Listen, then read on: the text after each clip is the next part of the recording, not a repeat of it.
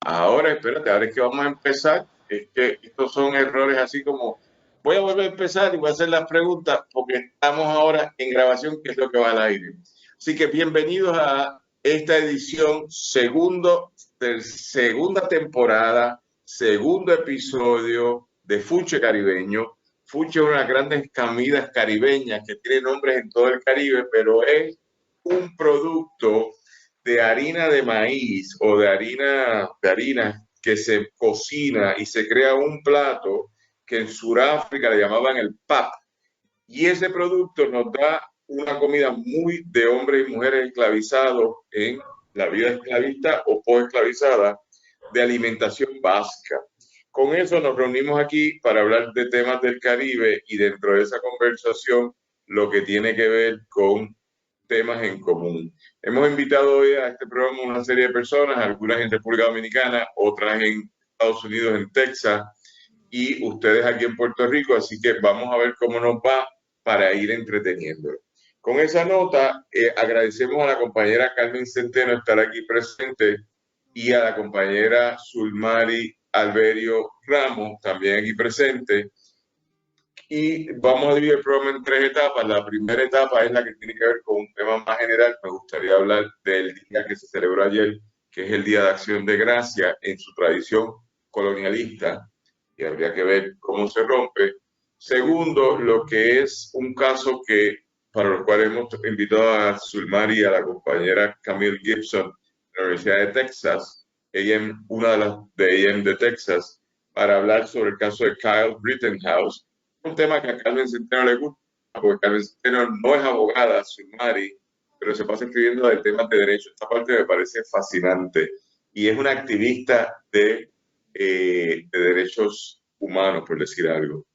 Y la última parte, para dar un espacio a Carmen, para ver qué quiere trabajar. Si quieres, Carmen, podemos hablar de un flanner caribeño, porque me lo leí, lo trabajé, lo discutí con tu amigo y mi amigo Arnaldo, porque yo compro libros los sábados en la tarde y después los leo y voy y los discuto con él en la semana. Así que estuvimos discutiéndolo, que fue un libro que recientemente presentaste y para lo cual, por lo menos aquí en el Pozo Antillano te dimos mucho apoyo. Con eso en mente, vamos a empezar con el tema que a mí me parece que me preocupa o nos preocupa en este tema inicial, que es lo que tiene que ver con entender el día que celebramos ayer, que se llama el Día de Acción de Gracia, en la tradición inicial de los peregrinos de Estados Unidos, que en el 1621, entrando a la colonización de Estados Unidos, de lo que son las 13 colonias iniciales, todavía no eran 13 colonias, estaban inicialmente empezando, empiezan un proceso de desarrollo y en ese proceso de desarrollo hacen una fiesta. Y en esta fiesta invitan a la gente a comer y supuestamente invitaron a los indígenas. En una de las historias que yo escucho y que leo, la comunidad indígena que vivía allí, que eran los Guapanoa, fueron asistidos por el jefe de la tribu. Y el jefe de la tribu les dijo, por traductor, qué bueno que nos está invitando a comer, vamos a seguir la fiesta en paz. Luego de eso, 40 años después, los colonizadores iniciales, que ya eran una segunda o tercera generación, los removieron y los sacaron de su tierra. Y los Guapanoa dijeron, habíamos acordado en 1621 vivir la fiesta en paz y no está pasando. Desde entonces, desde 1661, los Guapanoa cuestionan la injerencia de los hombres y mujeres blancos que llegaron al área de Plymouth, en Massachusetts. La narrativa dominante es que es un día de dar gracias por el bienestar de una cosecha que hubo, etcétera, etcétera. La narrativa no dominante, la subordinada, es de las poblaciones indígenas que cuestionaron esto. Y yo creo que en Puerto Rico le damos la vuelta, pero es una fiesta de los colonizadores que nosotros hemos asumido y la hemos traducido. Y de eso me gustaría que Carmen nos comentara algo, porque en esa traducción lo que hemos hecho es invisibilizar lo colonial de la fiesta y asumirla como nuestra, pero no por eso deja de ser una fiesta colonial. Ahora bien, en el sujeto híbrido de García Ganclini y de Bowman, antes que me lo digas, Carmen, te lo digo, pues entonces puede ser interesante que uno diga que uno crea una nueva traducción de la práctica cultural y se ha apropiado. Lo que pasa es que en esta oficina aquí en Bolívar 602, donde corremos el post, se prohibió comer pavo. No vamos a comer pavo porque eso tiene que ver con los americanos. Entonces nos fuimos ayer a comer pollo el miércoles que estuvimos aquí comiendo pollo de Barrio Obrero. Eran los más cercanos a los sectores populares, esto y lo otro. Pero eso es lo que a mí me preocupa. ¿Cómo tú lo ves, Carmen? Bueno, ¿cómo veo el Día de Acción de Gracias? Claro. Pues yo lo veo como un día que de verdad es comercial, pero a la misma vez, como dije primero, antes del programa, pues es una tradición de la que nos hemos apropiado, pero en realidad nosotros no recordamos el hecho histórico norteamericano. Lo que hacemos es convertirla en un día comunitario. Salió hasta en el periódico que esa era una de las características de los puertorriqueños, de por qué hayamos sobrevivido al COVID, porque trabajábamos comunitariamente. Y así es que ese día se ha transformado en algo que puede a veces tener carácter religioso, pero también no religioso, la amistad, la solidaridad humana. Así es que me parece que es una gran característica de los puertorriqueños. Nosotros transformamos esa actividad en algo, en un compartir hermoso previo a la Navidad. Es la apertura de la Navidad. Así es como lo veo. Zulmari, ¿cómo tú lo ves? Bueno, yo comí paella. Lo importante es compartir, pero es interesante, coincido con la compañera Carmen, que es una actividad que se vuelve más que familiar, comunitaria en muchas ocasiones, ¿verdad? Donde se abren las casas, se abren las calles, y ahora con esta cuestión de lo del COVID, ¿verdad? Pues el volver a encontrarse, el volver a reencontrar esos espacios donde se pueda compartir sin el miedo, ¿verdad? De estar enfermo. Pero es bien interesante, como dice la compañera, que muchas veces no tienen el marco referente histórico, y dentro del marco y referente histórico tenemos que irnos a los símbolos, porque muchos de esos símbolos, de los dibujos que se hacen para acción de gracia, de los colores y todo lo demás, la gente no le pone atención y piensan que son símbolos religiosos, y realmente son muchas veces antes de lo que es la religión monoteísta o cristiana, que son los paganos, y ese es el ejemplo del cuerno de la abundancia con todas las frutas, los vegetales, las flores, o como así se llama, ¿verdad? La cornucópiga, se llama el cuerno, ¿verdad? Esos son mitos y viene desde el tiempo de Grecia. Y es bien interesante porque el cuerno de la abundancia que lo traen para Thanksgiving desde los, ¿verdad? De los estadounidenses, con todos estos dibujos donde están los peregrinos y están todos estos que ponen a los nenes a dibujar. La gente no sabe que lo que está dibujando es un cuerno llamado a la fertilidad, a la abundancia, a la riqueza y la prosperidad. O sea que desde chiquitos nos están diciendo, tienes que ser fértil, tienes que ser próspero, tienes que tener y aumentar en ganancias y en riqueza. Estamos hablando de símbolos, ¿verdad? Pero sí.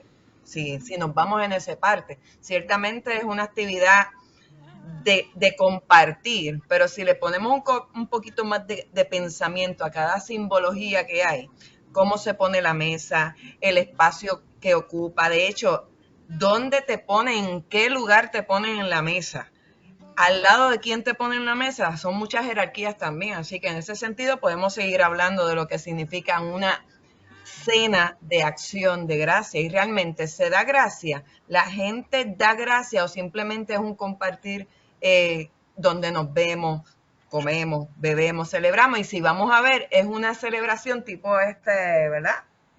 O pagana, aunque le ponemos el halo cristiano. Por ahí estamos. Esto me trae lo que ustedes están diciendo. Yo las escuché a las dos. Yo he cogido lucha con el tema porque es que a veces Carmen y Zulmari me quedo así embelesado y digo, es que nosotros asumimos las narrativas colonialistas del colonizador y las integramos y las vemos como normales y después decimos, no, que ya es pavochón y como es pavochón ya no es colonial. No, es que el eje de la conversación tiene una narrativa fundacional que es esa, la de ellos. Y entonces, segundo, que nos olvidamos con quién nos alineamos, si con el opresor o con el oprimido, y acabamos alineándonos con el opresor, que es algo que a mí muchas veces me preocupa. Pero dicho eso, como no estamos inmunes a un mundo muy complicado y muy complejo, pues pasan cosas más interesantes. No me preguntes por qué, Carmen, no me preguntes por qué, Zulmari. Pero llevo 2 días escribiendo algo que me tiene fascinado y es un detalle de algo que estoy escribiendo que te vas a enterar, ambas se van a enterar después, más adelante en este mes de diciembre ahora, porque van a estar invitadas. Y es una escena donde tengo el famoso cuadro que tienen todas las casas, que es el de la Última Cena. Y el de la Última Cena, que puede ser una pintura, puede ser un dibujo, como también puede ser una foto inventada. Hay 2 versiones, la versión base con Jesucristo y 11 apóstoles, o la versión extendida de Jesucristo con 12 apóstoles. Todo depende de cuándo fue que Judas se levantó y se fue de la mesa. Hay 2 versiones, ojo con esa conversación. Pero el relato no tiene que ver si Judas traicionó y cuándo se fue. El relato tiene que ver con esa imagen de una religión que nos ha establecido que esa es la cena que tú hablas, de dónde se sentaron la gente, que hay una versión que tú debes conocer, Carmen, es la película de Tomás Gutiérrez Alea, la Última Cena cubana, una película extraordinaria de los esclavos sentados a cenar con el amo el Jueves Santo. Porque, ojo con la conversación, la Última Cena en el relato bíblico fue el Jueves Santo y el viernes vino la traición de Judas y es que vienen los sacrificios que se dan. Entonces, con eso en mente, yo creo que nosotros no nos podemos escapar que todos nuestros referentes son referentes de colonización, por decir algo, son referentes que están determinados por un mundo que se nos impuso y nos define. Volver a un mundo precolombino, prediaspórico africano, pues eso es posible si usted le da para atrás el tiempo, pero yo no puedo darle para atrás el tiempo, tengo que vivir con el mundo que estoy viviendo. Así que ahí es que ya hace la conversación. A lo mejor la salida está en lo que tú dices, Carmen, que es como uno bregar y echar para adelante y decir que nosotros la solidaridad se impone. En esta oficina, en el Pozo Antillano, estuvimos hablando que es el Día de la Solidaridad Boricua. Eso es el cuarto jueves. Vamos a hablar de la solidaridad boricua. Y la solidaridad boricua se impone o se comparte que vamos a comer en familia o con seres queridos. Pero no me hables más de los peregrinos. No me hables más del pavo, no me hables más de las jaleas de cranberry, no me hables más de que es una reunión de las familias de esa tradición que yo incorporé y que me americaniza. Háblame de lo que yo como esclavo liberto, como hacendado post esclavitud, como sectores intermediarios que no fueron esclavistas pero que vivieron de una forma u otra, hemos asumido y hemos querido hacer un país. Háblame de las tradiciones de los múltiples feminismos, de las múltiples, a partir de ahí hacerlo. Curioso que yo ya andaba por la calle y todos los murales de mis amigas activistas feministas estaban siendo retocados. En Moriviví, allí en el puente, que es el de la mujer, Paz para la mujer, estaban retocándolo hoy con una grúa las compañeras del colectivo Moriviví. Luego, en la Universidad Interamericana, la Escuela de Santurce, donde es la antigua catedral de San José de Sagrado Corazones, de la Iglesia Sagrado Corazones, estaban las compañeras de la colectiva haciendo un mural. Esto me pareció interesante. Así que, y hay otras compañeras en el mural de San José en Santurce, en Río Piedra, haciendo otro mural. Así que yo creo que hoy, post el pavo, o post el pernil, o post el pollo, o post las veganas de ayer, estamos haciendo actividades de solidaridad. Así que si es eso, pues vámonos por ahí. Pero si es lo demás, que como Supermax vende pavo, como Costco vende pavo, como Walmart vende pavo, pues esa no es la conversación. No sé, Carmen, ¿cómo tú lo ves? Bueno, vuelvo a repetirte que sí, hay toda una comercialización de ese día, pero yo no puedo decirte que la cultura hegemónica norteamericana se ha impuesto totalmente. Al contrario, la forma en que nosotros celebramos demuestra que hemos subvertido la forma, la actividad misma, convirtiéndola en otra cosa. No es, a pesar de que ¿verdad? Hay un junte entre lo comercial y lo comunitario, pero nosotros nos hemos apropiado de la actividad y definitivamente que le hemos dado un nuevo sentido. Por lo menos eso es lo que yo he vivido siempre, independientemente de que la comida implique una liazón con la cultura norteamericana, que no podemos obviar, que está ahí y tenemos que saber que hay influjo de la norteamericana en nuestra cultura. Lo importante es ver cómo la utilizamos. Lo importante es ver cómo la utilizamos, cómo la hemos transformado.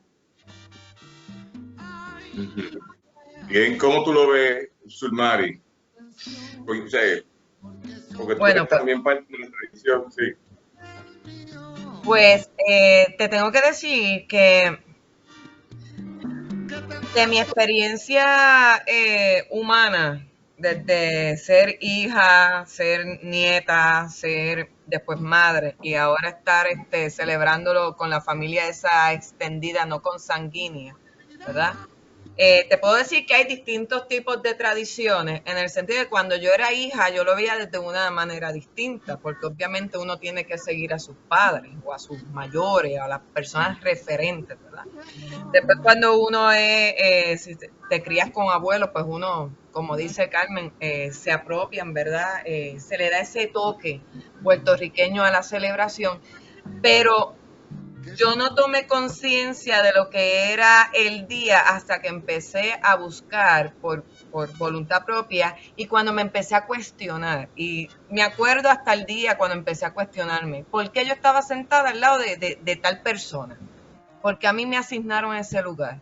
¿Y por qué yo tengo que esperar a hablar cuando me den el permiso en la mesa si todo el mundo está diciendo algo? Porque yo tengo que ser de las últimas. Empecé a cuestionarme, tendría yo como unos 10 o 11 años cuando me empecé a cuestionar el lugar en la mesa, los diálogos que se daban, inclusive cuestionaba hasta la comida, porque en todo el compartir, cada elemento de la familia o la comunidad tiene una importancia, ¿verdad? De lo que se hace ahí. Con relación a la comercialización, ciertamente se comercializa y a veces vemos este afán de que no he comprado el pavo, de que no he comprado esto. Ayer mismo nosotros fuimos a casa de unas amistades y me dice, mira, aquí no hay pavo, lo que hay es paella. Celebramos con paella porque lo que estamos celebrando es la unión, lo que estamos celebrando es el compartir, lo que estamos celebrando es la diversidad de pensamiento, lo que estamos celebrando es que hay un junte de personas que difieren y diferir es excelente en este tiempo, ¿verdad? Y en este sentido yo lo que puedo decirte, Daniel, es que uno tiene que romper esquema inclusive hasta en las mismas cenas. ¿Y cuántas conversaciones no se dan cuando uno está cenando? Que empieza uno a hablar y empieza uno a traer una línea de pensamiento y ahí empiezan a surgir muchas líneas como si fueran estas telaraña, a coserse nuevos discursos. Inclusive las grandes revoluciones empezaron con cenas. Nosotros podemos decir que la cultura puertorriqueña está empezando una revolución desde la cena de Acción de Gracias. Ok, damos gracias porque estamos juntos, pero ¿qué vamos a luchar ahora? Y muchos colectivos se reunieron comiendo porque ciertamente las luchas se llevan mejor con el estómago lleno. Así que por eso es que tenemos que comer. Y damos gracias por eso y ahí estamos luchando. Ese punto me parece interesante de cómo empezaron los procesos de cambio. Yo espero que haya sido con una pizza o con un café expreso, ¿verdad? Porque yo con una pizza me conformo. Con una paella de mariscos, sin lugar a duda, me seduce la conversación. Pero una pisita la hace. Pero a partir de ahí hacemos algo. Así que yo recojo la experiencia del 2017, luego del huracán, todos esos procesos que hubo en cuanto a, ¿cómo se dice la palabra? En cuanto a los comedores sociales que se generaron en el país.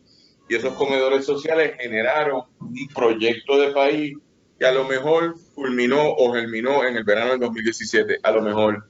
Ese es el libro mío, El Gas en Fila, que es que no era que la gente estaba sufriendo, la gente lo que estaba era de mal humor, negociando en las filas lo que iban a hacer después, que era rebelarse contra el Estado.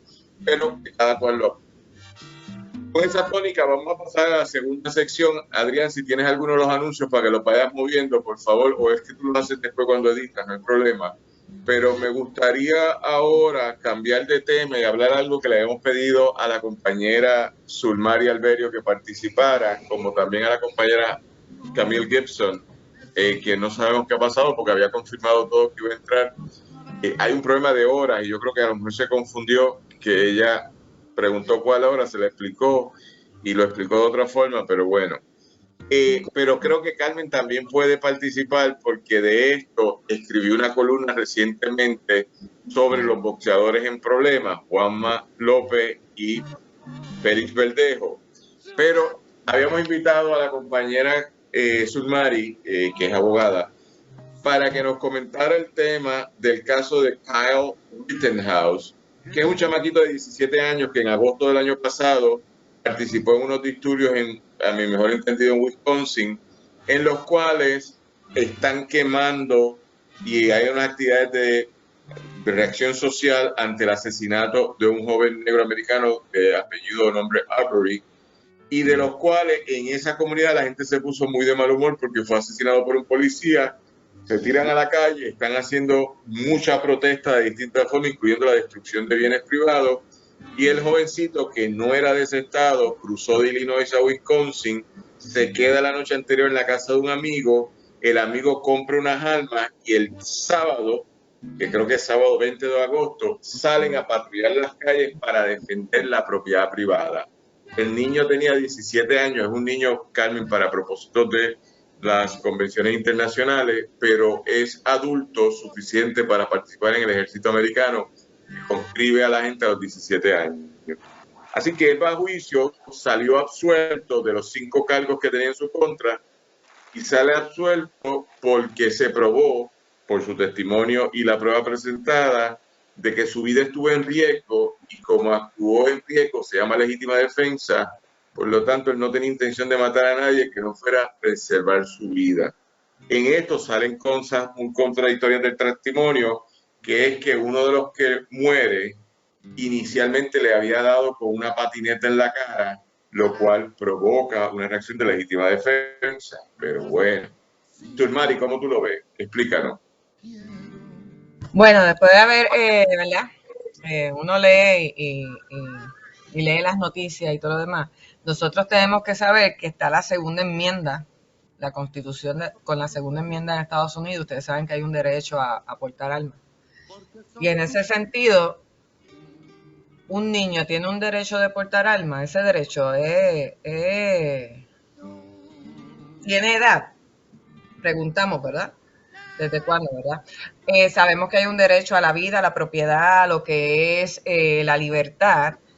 Pero entonces tenemos unas variantes sociales / económicas también, porque ustedes saben que cuando estaban las protestas sociales, la economía y lo que era el mercado de valores estuvo tambaleante, así que tenemos que social / económico.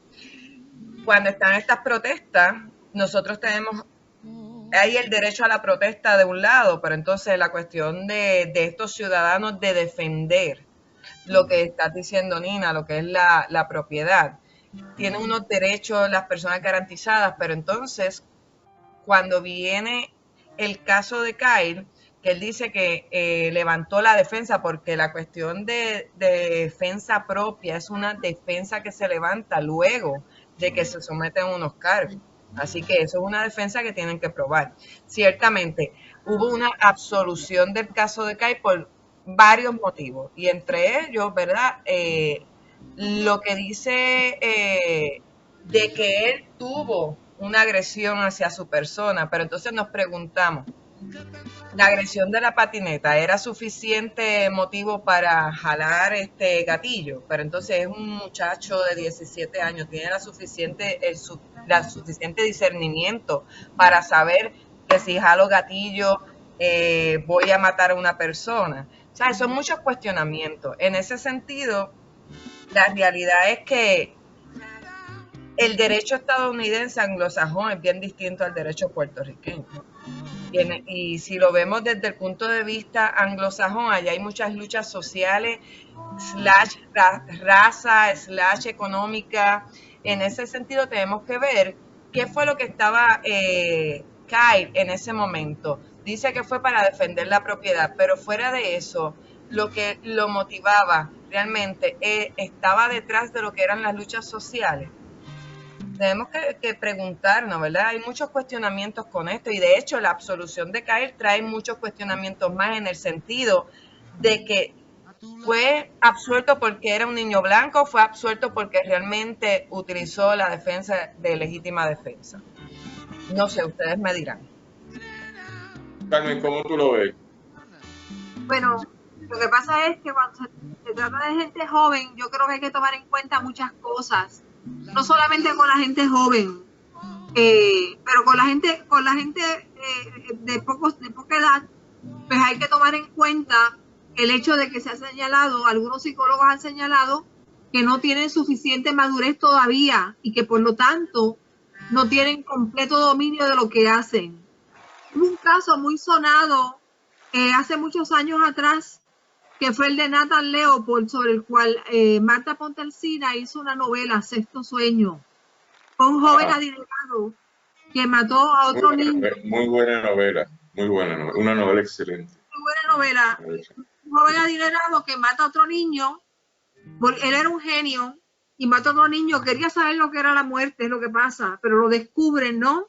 Y va a la cárcel y estuvo a punto de ser linchado, de ser sometido a la pena de muerte. Pero la cuestión es que logró librarse gracias a que un abogado anarquista, un abogado de los anarquistas, lo defendió a él y a la otra persona que fue su colaborador.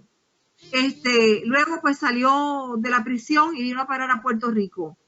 Pero a mí me preocupa que no se vea en la prensa, no se dé información sobre los antecedentes penales, cómo han vivido esas personas que han cometido crímenes, esos jóvenes, porque he visto por medio, ¿verdad? Por los medios de comunicación, que hay muchos jóvenes cometiendo delitos de gravedad. Y cuando veo el perfil, por ejemplo, como el perfil de Verdejo, Verdejo vivió en un ambiente de violencia y de pobreza. Lo mismo Geoffrey Pérez, que es un prófugo de la justicia, todavía no lo han cogido, pero este es boxeador. Además también cómo la prensa está atendiendo esto. En el caso de Verdejo, la prensa estuvo todo el día, por ejemplo, Guapa estuvo todo el día dedicándole la atención a la búsqueda del cuerpo de la persona asesinada, lo cual está bien que presente, pero no que omita información importante para los puertorriqueños, como lo fue la protesta que hubo contra la Junta de Control Fiscal. Eso fue omitido. Entonces todo eso crea un sensacionalismo muy grande y que la gente, que se genere el odio y no el entendimiento. La cárcel es la solución, es la pena de muerte la solución para estos jóvenes que, por ejemplo, como Verdejo, nunca habían cometido un delito criminal de esa naturaleza. En el caso de Geoffrey, lo que tenía era problemas con las drogas, con el mundo de las drogas, pero no había cometido un secuestro ni un asesinato. Entonces, hay muchas personas, muchos psicólogos que alegan que no es sino como hasta los 27, 28 o hasta los 30 años que se tiene mentalidad de adulto. En Cuba, por ejemplo, sé que la juventud es hasta más de los 30 años, hasta como los 33 años. Y aquí la Carta de Derechos de los Jóvenes establece, la Carta de Derechos de los Jóvenes, que es la Ley 167, establece que los jóvenes tienen de 13 a 29 años. Pero como tú bien me dijiste un día, la Constitución de Puerto Rico establece a su vez que a los 18 años es adulto. Hay un conflicto aquí legal, Denis Márquez debe haber utilizado la Carta de Derechos de los Jóvenes para lograr que se tuviera un mínimo de edad de 13 años para enjuiciar a un niño. O en el caso de varios chicos que fueron acusados. A mí me parece que esa Carta de Derechos de los Jóvenes es muy importante, muy importante, muy importante. Se hizo al comienzo de los 2000. Es importante darle a conocer, divulgarla. Lo que pasa es que en la conversación de Kyle, que la junto con lo que estás diciendo de Geoffrey y de Félix Verdejo, son conversaciones un poco de tratar de entender los comportamientos humanos. El sistema de justicia, y de esto se puede hablar de otra forma, parte de la premisa de que usted en cierta edad tiene una responsabilidad, a distintas edades ciertas responsabilidades, pero subjetivamente, ¿quién soy yo? El caso de Kyle a mí me parece que tiene muchas variantes, y una es que era un niño cuando cometió este error. ¿Qué criterios él tenía? Ninguno. Él salió allí porque cree en la constitución de su país, él cree. Y la constitución de su país dice continuamente en la vida, libertad y propiedad. Son los 3 principios que garantiza la constitución americana. Y él salió a proteger uno, la propiedad. Pero cognitivamente, yo de adulto no salgo con un rifle salvo que sea a defender mi edificio, ¿verdad? Pero yo patrullo las calles y me convierto en un vigilante. Y yo creo que no trataba de eso. Y que lo que dice Sulmari un poco que el niño se convirtió en un vigilante esa noche, pero como lo agredieron y él se echó a llorar y a fin de cuentas eres un niño, porque cuando él llora, yo no sé si vieron el video, que él está explicando que, no, que él ha sufrido mucho porque él es un niño, él lo que está pidiendo es que lo traten como niño, y lo trató el jurado como niño. Ojo, es un jurado de Kenosha, son una gente bien humilde, ahí no hay ninguna pretensión, son gente, tú sabes, son unos jíbaros de allí de Kenosha.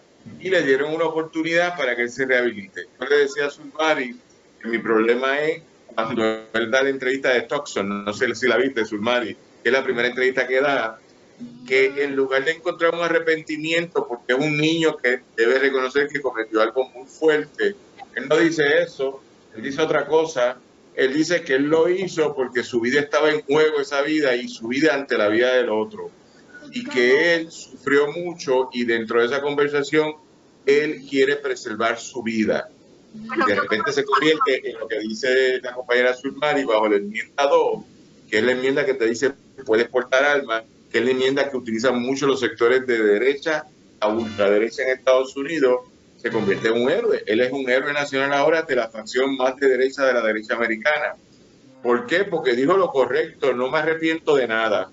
Lo volvería a hacer. Él no dijo eso, que lo volvería a hacer, pero él dijo que no se arrepiente porque estaba su vida en juego.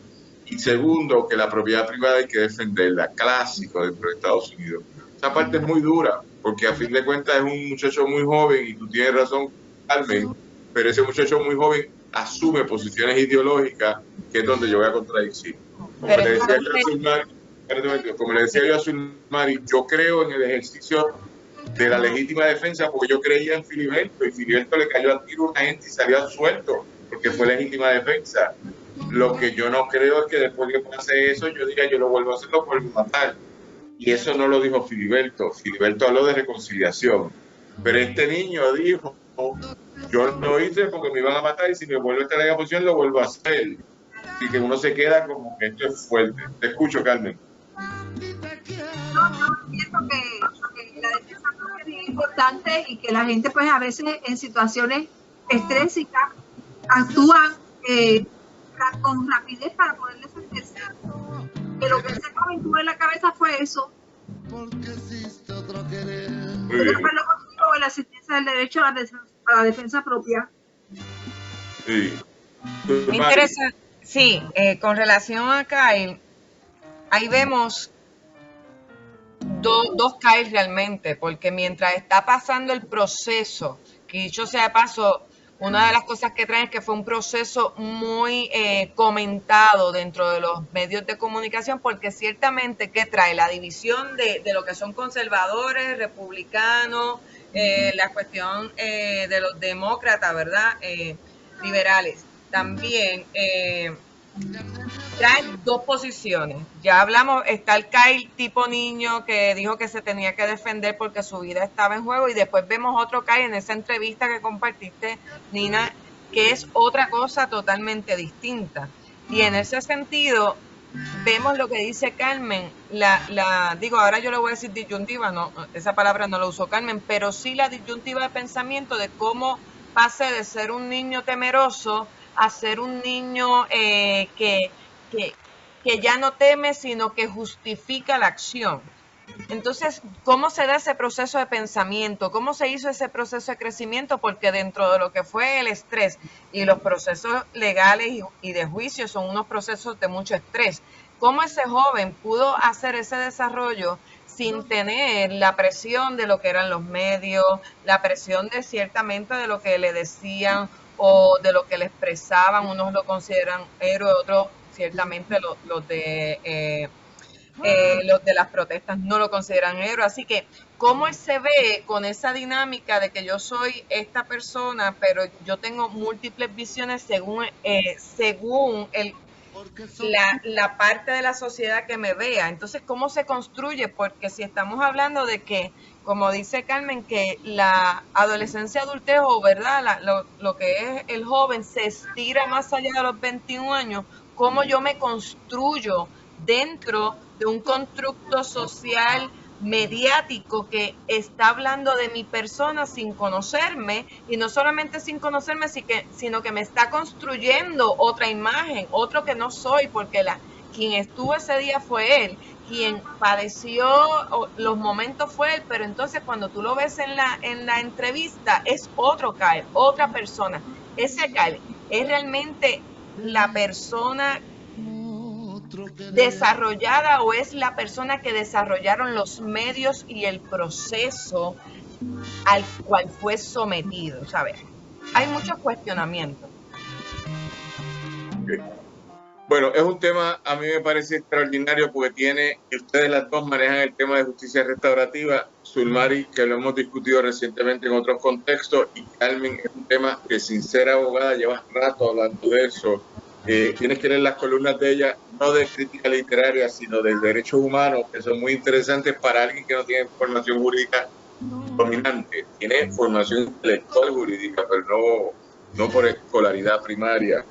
Así que vamos a dejar este tema. Carmen, creo que nos querías hablar de algo tú hoy, no sé si es de flaneur caribeño, preséntaselo a Sulmari, o tenías otro proyecto que nos quieres traer hoy en el programa Funche Caribeño.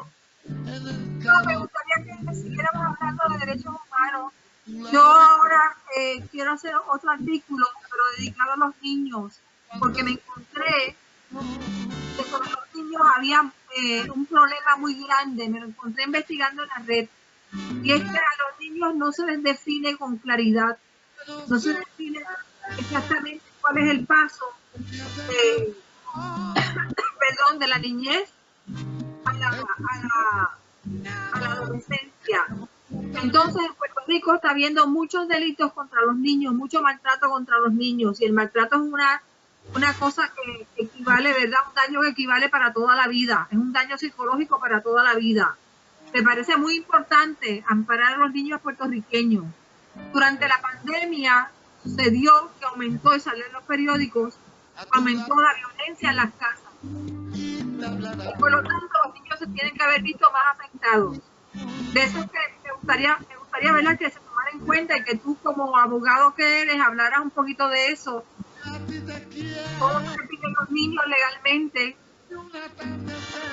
Bueno, aquí también me puede ayudar Sulmari. La primera es que hay dos construcciones, o hay varias. Una es la constitucional, que dice que la mayoría de edad para trabajar es 14 años con permiso parental.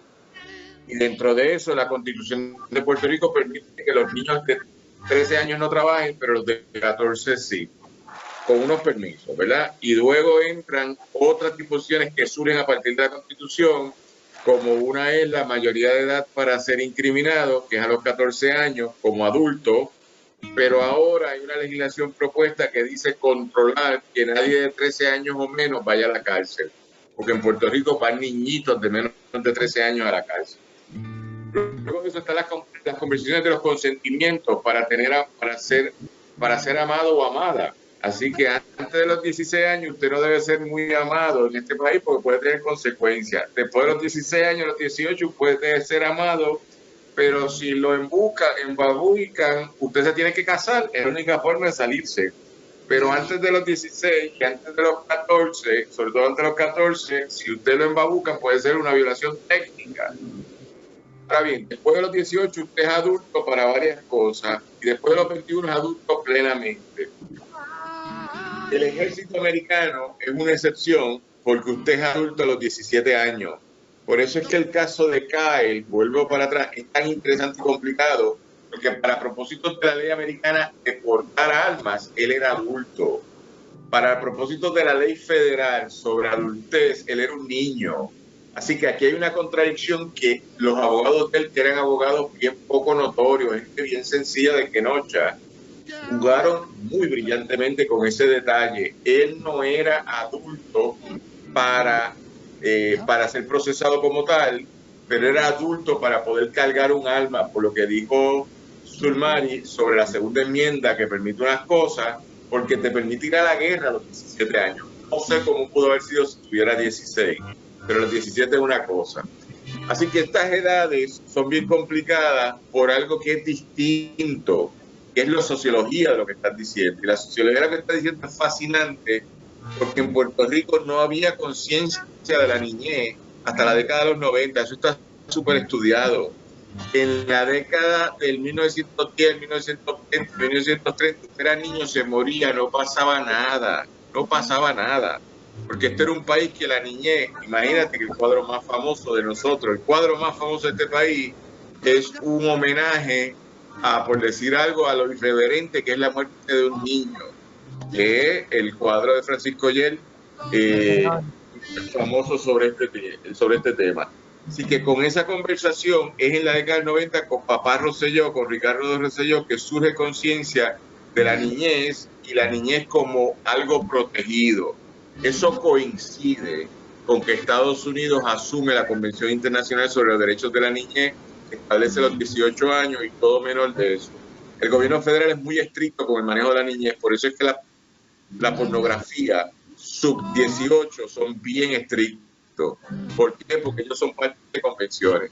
Así que nosotros estamos con un país que juega con lo jurídico, que tiene múltiples categorías de lo que es el adulto o ser niño, pero puede ser tratado como adulto, 14 años para trabajar, 14 años o más para ser enjuiciado como adulto, 14 años o menos no puedes tener sexo, 16 años o más puedes tener sexo consentido. Todas esas conversaciones entran aquí. Pero dentro de esa conversación, el país que queremos, que es distinto, que es a lo mejor tu línea de interés, ¿cuál es el país que queremos? Y ahí yo creo que los modelos son otros. Posiblemente el modelo cubano, que creo que la adultez en Cuba empieza a los 16. Quiero ser bien específico, porque Cuba tiene una edad, tiene una capacitación mayor, pero una idea de que la adultez es más temprana. Hay países que a los 16, 15 ya eres adulto. Hay otros países que a los 21, a los 25 eres adulto. Así que yo lo que quisiera saber es cuál es el proyecto de país que queremos para Puerto Rico y qué es lo que le queremos garantizar a nuestros niños y niñas. Para Daniel Nina, si usted no tiene 18 años, usted es una niña. Y lo digo siempre. No, usted es una niña porque es una categoría jurídica para mí. Y como tal, papá y mamá tienen pleno control. Ese es el problema que tenemos en la universidad cuando le damos clases a gente de 16 años. Yo soy bien cuidadoso hasta con los chistes que digo y todo, porque son menores supervisados por papá y mamá. Así que no sé, Sulmari, cómo tú lo ves, pero son temas bastante interesantes y entra la sociología como lo jurídico. No todo es ley, pero la ley es importante. Sulmari. Y si a todo eso que estás diciendo incluye que hay niños criando niños, o sea, no han terminado de criarse ellos y están pariendo o están asumiendo paternidades, ¿verdad? Pero que muchas veces se ve más la maternidad. Pues entra otra esfera dentro de lo sociológico. Ciertamente, jurídicamente, actualmente los niños están siendo protegidos y también, muy cierto como lo que dice Carmen, la violencia ha incrementado en este tiempo de lo que ha sido la pandemia. Y Carmen, te tengo que decir lo que es violencia doméstica incrementó, maltrato de menores, abusos sexuales, maltrato intrafamiliar, maltrato de envejecientes, maltrato de animales, todos los tipos de maltrato han incrementado. Venga, ¿por qué? Porque ¿qué trajo lo de la pandemia? El encierro que trajo que la gente no sabe cómo convivir en espacios pequeños sin que no haya ese constante vivimos una sociedad que yo me tengo que estar en movimiento constante y estar metido en muchos sitios porque yo no quiero estar solo conmigo ni con mi familia, porque yo no quiero trabajar problemas intrínsecos que sé que están ahí subyacentes, pero no los quiero trabajar. Los dejo para otro momento. La pandemia trajo de que el momento llegó para tú trabajarlo, problemas de comunicación con la esposa, problemas de comunicación con el esposo, problemas de situaciones con los hijos, problemas de disciplina que muchas veces los padres lo dejan a los maestros porque ese es el rol de la escuela, no, ese es el rol inicial de ese núcleo más íntimo que es la familia. Aparte de eso, ¿cuántos padres y madres no se dieron cuenta del rol del maestro? Porque ahí empezaban, estoy loca porque empieza la escuela. ¿Pero por qué? Porque tenían que dedicarle tiempo a sus hijos, a lo que es el estudio, a lo que es darle tiempo de calidad. ¿Cuánto tiempo de calidad nosotros dejamos de pasar porque no queremos? Dentro del tiempo de calidad hay cuestionamiento y tenemos que vernos a nosotros mismos. Y en ese sentido, como la gente no sabe trabajar sus propios problemas, no quiere trabajar los problemas de la familia, empezaron a incrementarse los problemas de maltrato. Carmen, ¿qué tú crees de lo que acabo de decir? Estoy totalmente de acuerdo con los padres de espacio estrecho, que tú tienes una mirada sociológica profunda. Me ha gustado mucho lo que has dicho. De esa mirada, de verlo todo en conjunto. En realidad estoy de acuerdo totalmente contigo. Es excelente lo que has dicho. Aparte de eso, la gente no le gusta leer y entonces yo no sé si ustedes se acuerdan cuando llegó María, esto es prepandemia. Cuando llegó María, ¿ustedes no se dieron cuenta en que en las urbanizaciones habían niños? De repente empezaron a salir los niños a jugar afuera. La gente empezó a conversar porque la tecnología es muy buena, pero la tecnología ha hecho una individualización social donde yo, aún dentro de lo que es mi casa, yo me concentro en este aparato y cierro todos los canales de comunicación. Y con María empezaron a abrirse esos canales de comunicación aún dentro de lo que era la limitada, que si no había luz, no había gasolina ni nada por el estilo, pero nada, eso es otro tema que puede traer Daniel. No, pero estamos. Pero fíjate, nos íbamos ahí porque son las 7, pero acaba de llegar Camille Gibson. Así que vamos a switcharnos a inglés un ratito para escuchar a Camille. Camille, how are you doing? We live. Can you talk to us your impression about Kyle Rittenhouse, please? Okay, so the Kyle Rittenhouse situation, it's a sad decision for myself and many others because it has sent a message that folks can even more easily kill individuals and say that they were afraid and get away with it. So some of the troubling aspects of the trial are that we have a 17-year-old who one would think should have been at home at night, but who was armed, claiming to be out protecting businesses. So it's troubling that he put himself in a dangerous situation where he could say at some point that I was scared for my life, and then we have 2 people dead and 1 person traumatized. So it's very sad because we already have in many states where folks feel very comfortable shooting people, especially folks who don't look like them. You know, if someone looks like the shooter, then he or she tends to pause. So this is a sad situation. Yes, we're talking about white victims here, but there is a great concern about the message that it sends. And I'm thankful that in the Arbery trial, we got some measure of justice, because I know myself and many persons, we couldn't take these sorts of decisions 2 weeks in a row. In terms of the legal aspects and how the case went, my personal perception is that I don't think the prosecutor did his homework very thoroughly. In a case like this, everything is going to matter in terms of the perception of the jury. And you have a 17-year-old baby-faced young man who got on the stand and cried, compared to some white folks who looked very liberal, you know, the nose ring, the big ear loops.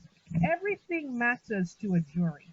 And if the prosecution had done their homework thoroughly, they would have paid attention to all these details, because all of these things add up. And there are folks who spend a lot of time studying juries to help to try to get these things, I would say, right. I would say right. And many of us are disturbed because the judge seemed clearly partial to us in the Rittenhouse trial in terms of how he treated the defense witnesses compared to some, and so the judge seemed to clearly be tilted towards a certain perspective. And then a number of folks in Wisconsin have a certain perception of folks who are the other. And so there's that cultural dynamic in Wisconsin as well, which is has for the longest time been a largely homogeneous type of society. So in my perspective, I don't think justice was done in the Rittenhouse situation. I don't think the prosecutor was as prepared in presenting the case. There are little details that can affect people's decisions, and I don't think that was given the attention.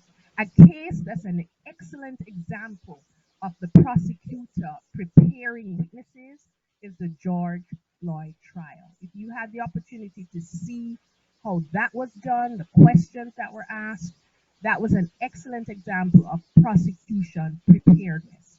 And I think perhaps, I don't know, but it was clear that the prosecutor should have prepared more, and the judge seemed biased in the case. And so we have a decision that I think is a dangerous decision for many people, especially now that guns are even more prevalent than they were before the pandemic in the United States. Gracias. I'm going to translate a bit. Gracias por lo que estás diciendo. Dijiste algo que me pareció una clave muy importante, es el dato de que cuando el asesino asesina a un negro, es como lógico porque tiene un temor, pero cuando un blanco va a asesinar a un blanco, lo mira 2 veces y dice, a ti no te mato porque te entiendo. Que es el problema de la racialización del delito de asesinar. Y por otro, algo que ella está planteando que me parece muy interesante, que es la idea de que la fiscalía no se preparó adecuadamente, que es un caso que se pudo haber llevado de otra forma y que envía un mensaje equivocado, que es lo que está pasando en muchos estados, donde la gente empieza a invocar continuamente legítima defensa para hacer sus actos. Un detalle que deben saber, que en Puerto Rico la policía nunca mata a nadie por negligencia, siempre la mata por defensa propia. Es la excusa que utilizan los policías continuamente cuando están en cumplimiento de deber y matan a alguien, que fue defensa propia. Entonces, bajo defensa propia, pues no hay nada que decir muy fuerte, porque imagínate, es una exclusión fuertísima, salvo que sea evidente otra cosa. Camila, I was just doing some translation. One further point, because we've been running here for almost an hour. That's I explained that you perhaps had a complication with the time frame between the hours of Puerto Rico and Texas. But what you have said is quite interesting in terms of the construction of the other. Me killing a white man, me killing a black man, what is involved in that? In the case of, I think it was Aubrey, the other guy who was killed by the 3 white men, they also raised the idea of that they were self-defense, but the video destroyed them because apparently the video is very clear that they're behind the guy shooting, killing, and the guy is just doing jogging. They were found guilty completely. The case of Kyle is very complicated because we have 2 lawyers here. Sulmari is a lawyer, because they constructed with his testimony a sense of being in apprehension. He was scared. He's a young kid. He thinks they're going to kill him, blah, blah, blah. Therefore, I act legitimate. However, as you ask the right question, the problem is that he's 17 years old. What is a 17-year-old kid, which is not an adult with the federal law, running the street of Kenoya? And in this relation, in this point, something that I raised, you are aware of, the U.S. Army allowed people to enter at 17. In other words, you're going to kill at 17 other people. But in the case of this kid, he was wearing a weapon that belongs to a friend, etc., etc. And what does it mean? So just in order to conclude, because we have to close now the program, we appreciate you being here, but something else that you want to tell us here in Puerto Rico that we can build the futures, and advice that you want to raise with us. Well, I would encourage folks in Puerto Rico to point out the injustices as you see them. Just the other day, I saw a car, somebody from Washington, D.C., that said no taxation without representation. And I think the situation of Puerto Rico is very interesting as a territory without the rights of a state. It's a very interesting situation. But I would say call them out and get media attention for these things. You know, it's Puerto Ricans' decision what they want for the future. But if you're going to be a territory, why a territory and not a state? Or if Puerto Ricans want independence, that's a different thing. But there is just so much in Puerto Rico to talk about in terms of getting that equality and that status. And I trust that persons in Puerto Rico will continue to be vocal about what's going on. And, you know, we have a shared history, African Americans, Caribbean folks, and Puerto Ricans, in terms of continuing the quest for justice, because we know the story of many Puerto Ricans, especially in New York. Okay. All right. Sulmari wants to raise something. Sulmari, por favor.